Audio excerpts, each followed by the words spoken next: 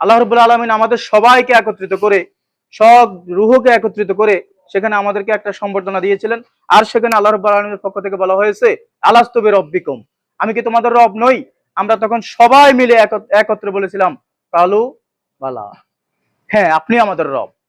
একথা স্বীকার করে আসার পরে আমাদের দুনিয়া জীবন চলছে বিভিন্ন ভাবে। আজকে আমরা সংবর্ধনা নিচ্ছি। এই সংবর্ধনার পরে আরেকটি সংবর্ধনা আমাদের জন্য অপেক্ষা করছে, যেটা হচ্ছে আমাদের মৃত্যুর পরে। ওই সংবর্ধনাটা দুইটা ভাগে হবে। আজকে যারা সাংবাদিকতার সাথে আমরা জড়িত, আমরা যারা আইনজীবী, আমরা যারা শিক্ষক, আমরা যারা ব্যবসায়ী, আমরা এইভাবে যারা আছি, রয়্যাল প্রফেশন বলা হয় পাঁচ ধরনের পেশাকে। এর মধ্যে সাংবাদিকতাকে বলা হয়, আইনজীবীকে বলা হয়, ব্যবসায়ীদেরকে রয়্যাল পেশা বলা হয়।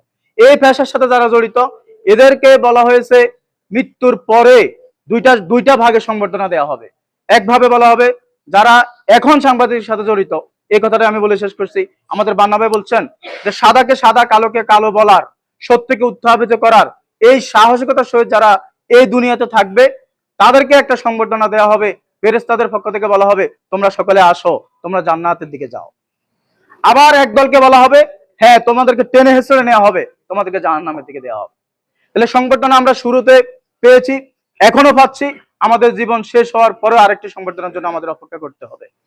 সুতরাং প্রিয় ভাইরা, আজকে সাংবাদিক ভাইরা যারা এখানে আছেন, আপনাদের প্রতি আমাদের আহ্বান যে আমরা যে কাজের সাথে সম্পৃক্ত, জামাত ইসলামী যে কাজকে প্রতিষ্ঠা করতে আমরা চাই, আপনাদের কাজের সাথে আমাদের যথেষ্ট মিল রয়েছে। আপনারা সত্যকে প্রতিষ্ঠা করতে চান, আমরাও সত্যকে প্রতিষ্ঠা করতে চাই, ন্যায় ইনসাফ আমরা প্রতিষ্ঠা করতে চাই, আপনারাও চান। সেজন্য আপনাদেরও কষ্ট করতে হয়, আমাদেরও কষ্ট করতে হয়। আমরা সবাই মিলে চেষ্টা করি।